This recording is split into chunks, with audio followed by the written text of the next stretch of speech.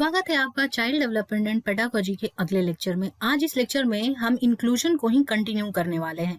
Inclusion यानी समावेश, और जितने सीडीपी रिलेटेड कंटेंट है उन सारे कंटेंट के वीडियो लेक्चर को अवेल करने के लिए आप हमारे चैनल के प्लेलिस्ट में जाइए, जहाँ पे बाल विकास एवं शिक्षा शास्त्र नाम से एक प्लेलिस्ट बनी हुई है। Go there and check it out for more CDP related content.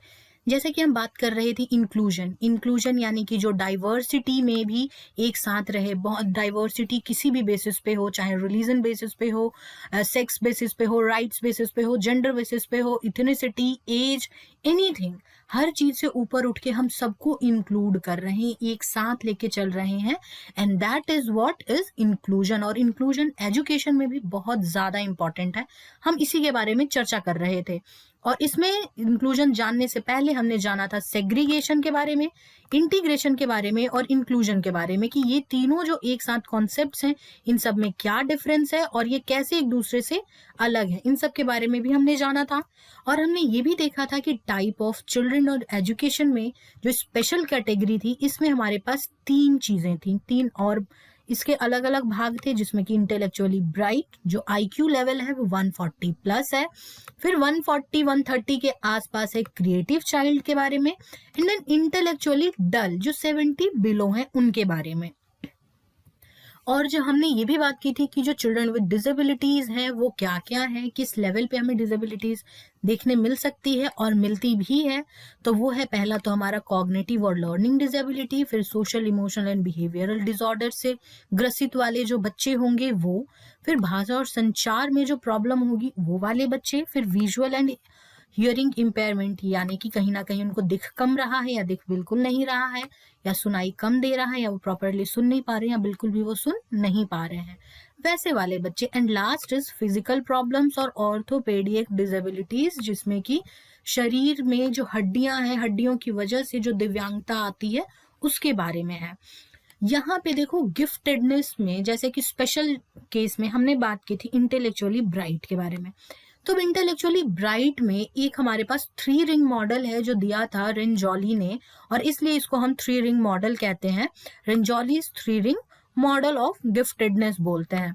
तो जो गिफ्टेडनेस की बात हो रही है, यानी कहीं ना कहीं जो भी चीज है वो बहुत ही ज्यादा हाई अमाउंट में है, तो इसको इन्होंने बताया कि जो आईक्यू लेवल है वो 140 प्लस होगा। और ये बहुत ही 3 इंपॉर्टेंट डेवलपमेंटल फैक्टर्स हैं जो सबसे ज्यादा इंपॉर्टेंट है। इस चीज को रिकॉग्नाइज करने के लिए द पर्सन इज गिफ्टेड, उसमें क्या है तो उसको शॉर्ट में हम कहते हैं एसीसी, यानी above average IQ, creativity and task commitment.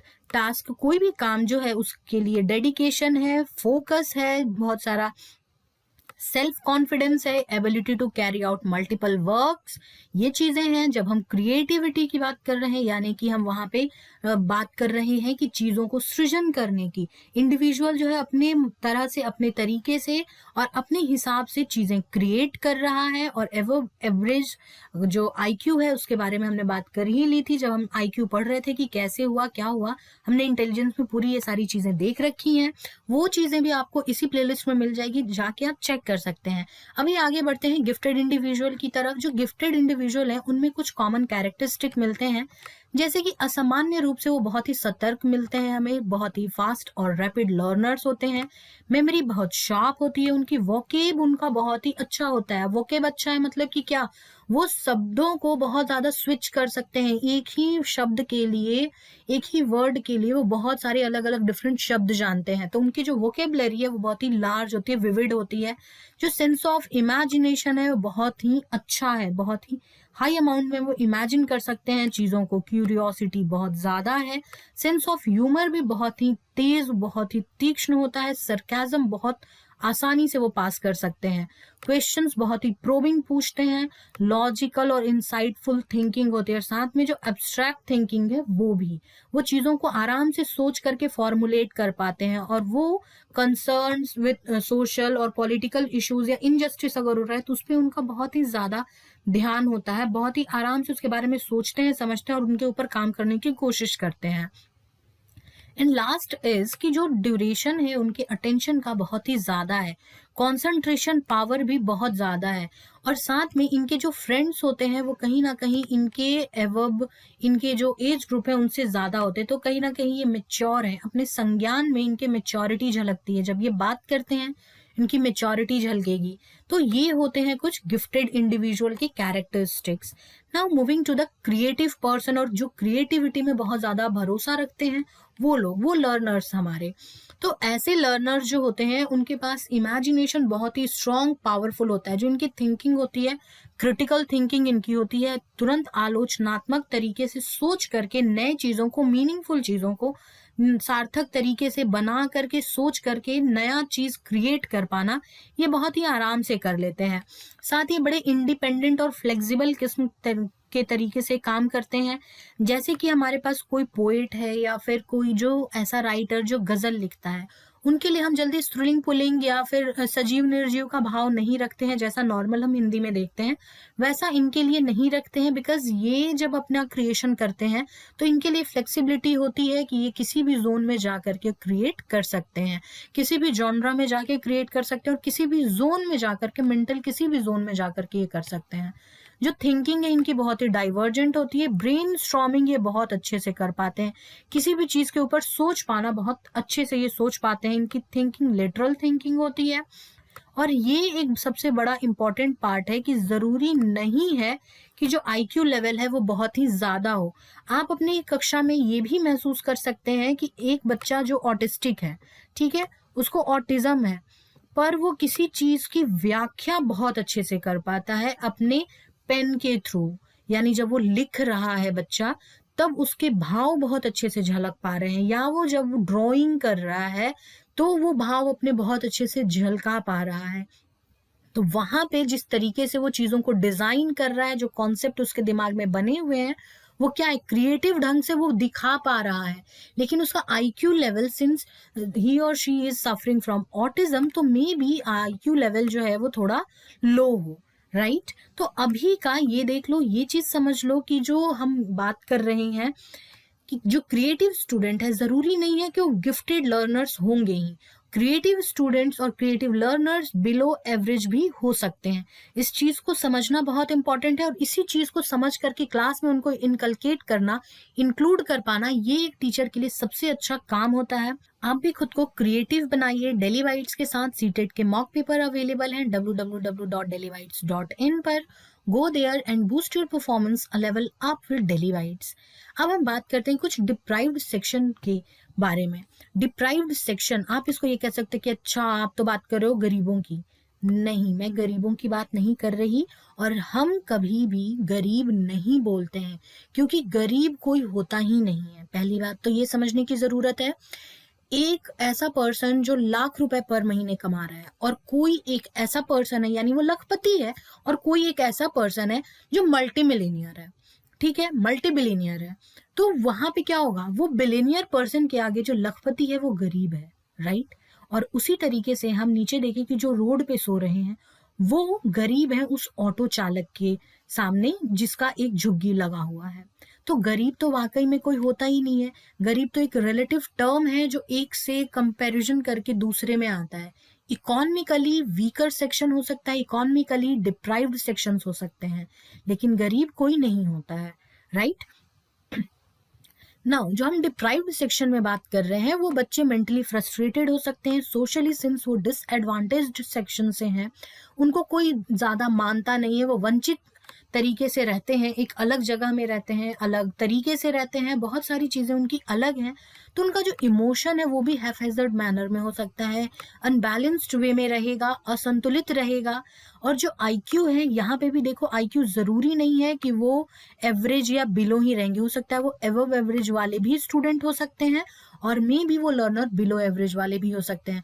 तो डिप्राइव्ड सेक्शन में भी हमें दो तरीके की चीजें हैं कि यहाँ पे भी आईक्यू दोनों तरीके से हो सकता है, हाई लेवल भी हो सकता है एंड लो लेवल भी हो सकता है। Now moving to the RPWD act. इन्हीं सब चीजों को, डिसेबिलिटीज को ध्यान में रखते हुए, सिंस डिसेबिलिटीज सबसे ज्यादा थी, तो इसके बारे में ध्यान में रखते हुए 2016 में 1995 का जो पीडब्ल्यूडी एक्ट था उसको रिन्यू करके उस सारी चीजों को, उस अधिनियम को वापस से रिन्यू किया गया और आरपीडब्ल्यूडी एक्ट के तहत उसको लागू किया गया, यानी right of person with disabilities act. जो पर्सन्स डिसेबल्ड थे, यानी कि जो पर्सन्स जिनमें डिसेबिलिटीज थी, उनके जो राइट्स हैं उनको हम किस तरीके से उनके अधिकार को नियंत्रण करके सामने में समाज में दिला सकते हैं, इसके बारे में बात हुई। 1995 में 7 तरीके की डिसेबिलिटीज थी, लेकिन जब 2016 में इसे वापस से लागू किया गया तब इसमें 21 प्रकार की डिसेबिलिटीज को शामिल किया गया। तो 1995 और 2016 वाले में उनके प्रोविजंस में कुछ डिफरेंट चीजें भी हमें देखने के लिए मिलती हैं। जैसे कि 1995 वाले में एक तो ये था कि 7 तरीके की डिसेबिलिटीज को यहाँ पे रखा गया था, लेकिन यहाँ पे 11 तरीके की डिसेबिलिटीज को भी रखा गया था। यहाँ पे कहीं ना कहीं हम समझ चुके थे कि इनका भी हमारे साथ मेन स्ट्रीम में आना इम्पोर्टेंट है, लेकिन यहाँ पे हमने मेन स्ट्रीम में लाने के लिए हम क्या कर सकते हैं, इन सारी चीजों के ऊपर बात करनी शुरू कर दी थी। जैसे कि यहाँ पे बात हो रही थी 1995 में, हम बात कर रहे थे कि ठीक है ये सारी चीजें होनी चाहिए, लेकिन वो एक्सेसिबल कैसे होंगी उन लोगों को, इस बारे में हम बात नहीं कर रहे थे। ठीक है, यहाँ पे 2016 में जब ये चीजें वापस से आरपीडब्ल्यूडी एक्ट लाया गया, तब यहाँ पे ये काम किया गया कि जो बिल्डिंग्स हैं उनको भी उनके हिसाब से फ्रेंडली बनाया जाएगा। Buildings, hospitals, modes of transport, जितने भी public stations, public pool, both जो भी चीजें हैं उन सबको जो डिसेबल्ड फ्रेंडली बनाया जाएगा, ताकि पर्सन जो है, जो पर्सन विद डिसेबिलिटी है, वो बहुत अच्छे से आराम से वो इंक्लूडेड महसूस कर सके। कहीं पे भी उनको ये महसूस ना हो कि हम तो डिप्राइव्ड सेक्शन है, हम तो अलग तरीके से हैं, हमारे लिए हर चीज यूनिक है। ऐसा कुछ नहीं है। आपने देखा होगा कि कहीं कहीं पे स्कूल्स में, दिल्ली के तो सरकारी स्कूल्स में ये देखने के लिए मिलता है कि प्लेटफॉर्म्स बनाए हुए हैं, सो दैट जो बच्चा व्हील चेयर पे आने वाला है या जो क्रचेज लिए हुए उसको चलने में परेशानी ना हो सीढ़ियों के ऊपर। तो इस तरीके की छोटी छोटी चीजें हैं जो हमने बदलाव करनी शुरू कर दी 2016 के बाद, और ये सारे प्रोविजंस हैं जिन प्रोविजंस के ऊपर काम हुआ है कुछ हद तक और अभी चल ही रहा है। नाउ मूविंग टू द 2016 में जो 7 से 21 किया गया था डिसेबिलिटीज, वो क्या क्या था, जिसमें कि हमारे पास ब्लाइंडनेस था, ब्लाइंडनेस या लो विजन दोनों तरीके को किया गया था, लेप्रेसी को किया गया था, लोकोमोटर डिसेबिलिटीज, डॉर्फिज्म मतलब कि जो नाटापन है उसके बारे में था, इंटेलेक्चुअल डिसेबिलिटीज जो इंटेलेक्ट से रिलेटेड है, mental illness, cerebral palsy, specific learning disabilities, speech and language disabilities, hearing impairment, या तो सुन नहीं पा रहे हैं या फिर हार्ड हियरिंग है, यानी बहुत तेजी से बोलने पर समझ में आ रहा है या सुन रहे हैं। देन मस्कुलर डिस्ट्रॉफी के बारे में बात हुई थी। ये मस्कुलर डिस्ट्रॉफी एक जेनेटिक डिजीज है। देन एसिड अटैक विक्टिम्स थे, पार्किंसंस डिजीज था, मल्टीपल स्लेरोसिस के बारे में बात हुई, thalassaemia, haemophilia, sickle cell disease था, सिकल सेल एनीमिया भी इसको बोलते हैं, ऑटिज्म स्पेक्ट्रम था, फिर न्यूरोलॉजिकल कंडीशन और मल्टीपल डिसेबिलिटीज भी इन सब में इंक्लूड किया गया। अब ध्यान से देख लो इसको, कहीं ना कहीं पे कभी ना कभी इस सवाल को पूछा जाता है कि इनमें से कौन सा है जिसको कि 2016 के आरपीडब्ल्यू एक्ट है जो उसमें लागू किया गया, उसमें लगाया गया है। तो उसमें कहीं इंपॉर्टेंट एक ही दो है, जिसमें कि हीमोफीलिया, थैलेसीमिया, ऑटिज्म, ये सारी चीजों को ध्यान में रखना, सेरेब्रल पॉलिसी को ध्यान में रखना, इसको भी किया गया था अटैच। फिर उसके बाद लर्निंग डिसेबिलिटीज और डॉर्फिज्म, इन सबको अटैच किया गया था साथ में, अलग से 7 से जब 21 किया गया था तो ये सारे ऐसे थे जिसको कि आगे बढ़ाया गया था। Now moving to the schemes related to this thing, कि ये जो हम बात कर रहे हैं आरपीडब्ल्यू एक्ट की, इंक्लूजन की, इससे जो स्कीम्स हैं वो क्या कौन कौन सी हैं, तो एक है IEDC यानी integrated education for disabled children. जो हमारे स्टूडेंट्स हैं, लर्नर्स हैं विद डिसेबिलिटीज, उनको हम इंटीग्रेट कैसे कर सकते हैं। तो ये देखो, ये इंटीग्रेट है ना, तो 1974 टू 1992 आकर के उस समय आया और ये फिर बाद में बदल गया, हट गया, ऐसा ही कुछ है। फिर DPEP है यानी डिस्ट्रिक्ट प्राइमरी एजुकेशन प्रोग्राम, सर्व शिक्षा अभियान। फिर ICDS integrated child development services. फिर है हमारे पास 2009 में लगाया गया एक scheme that is IEDSS inclusive education for disabled children and secondary stage. यहाँ पे देखो प्राइमरी के बारे में बात हो रही थी, यहाँ सेकेंडरी स्टेज पे भी इसको ला दिया गया।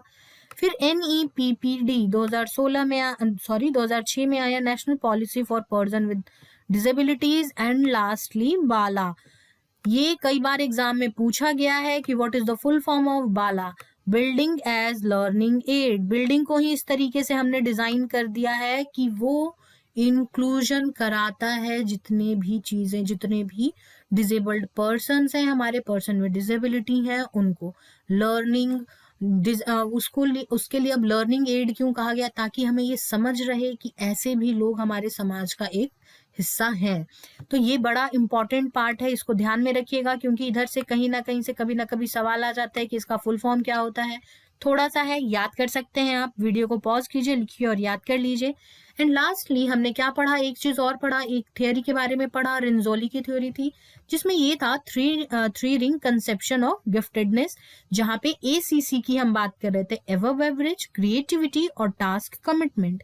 ये सारी चीजें जहां पे भी थी, ये बात हो रही थी ये गिफ्टेड लर्नर्स के बारे में। और फिर हमने बात किया 1995 और 2016 में जो मेन प्रोविजंस थे RPW एक्ट के और PWD एक्ट के, उनके तहत क्या क्या चेंजेस हुए, क्या क्या चीजें रिजर्व की गई। 3 से 4% का रिजर्वेशन बढ़ा दिया गया, फिर 40% डिसेबिलिटीज को इंटाइटल किया गया, आगे और बढ़ाया गया, अलग अलग तरीके की डिसेबिलिटीज को ऐड किया गया उस 7 वाली लिस्ट में।